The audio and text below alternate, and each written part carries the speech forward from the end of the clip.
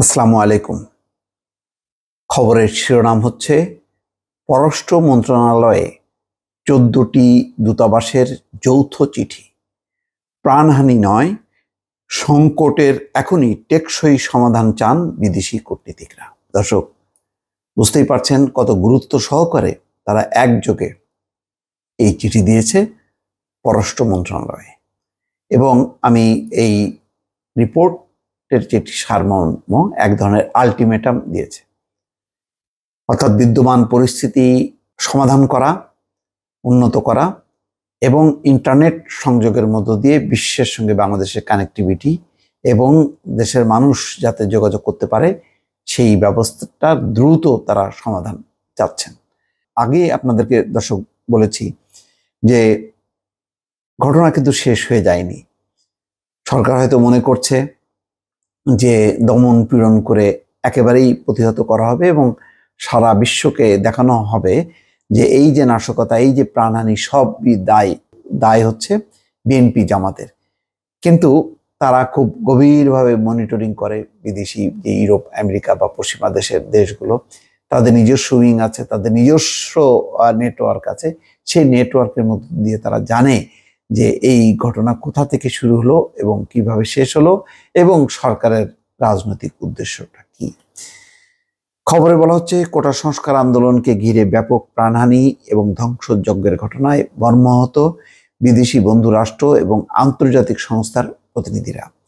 ঢাকাস্থ 14টি দূতাবাসের এক যৌথ চিঠিতে বাংলাদেশের বিদ্যমান অগ্নিগর্ভ পরিস্থিতিতে গভীর উদ্বেগ প্রকাশ করা হয়েছে। পররাষ্ট্রমন্ত্রী ডক্টর হাসান মাহমুদকে অ্যাড্রেস করে সেগুনবাগিচায় পাঠানো ওই চিঠিতে বিবাদমান সব পক্ষকে চলমান সংকটের একটি টেকসই সমাধান খুঁজতে ও নতুন করে প্রাণহানির ঘটনা এড়ানোর অনুরোধ করা হয়েছে। কূটনৈতিক সূত্র বলছে, গত বুধবার পররাষ্ট্রমন্ত্রীর দপ্তরে চিঠিটি পৌঁছেছে।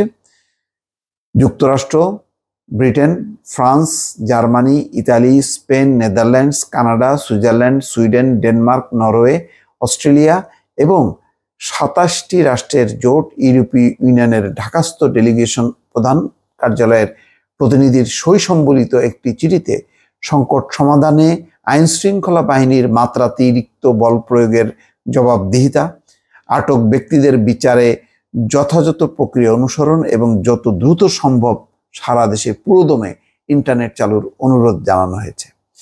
উদ্ভূত পরিস্থিতিতে 21শে জুলাই ঢাকায় বিদেশি কূটনীতিকদের ব্রিফিংয়ের বিষয়টি টেনে চিঠিতে বলা হয়, মিশন প্রধানদের সঙ্গে আলোচনায় আইনশৃঙ্খলা বাহিনীর কর্মকর্তাদের মাত্রাতিরিক্ত বল প্রয়োগের জবাবদিহিতা নিশ্চিতে আপনি যে আশ্বাস দিয়েছেন আমরা তা ইতিবাচকভাবে গ্রহণ করেছি।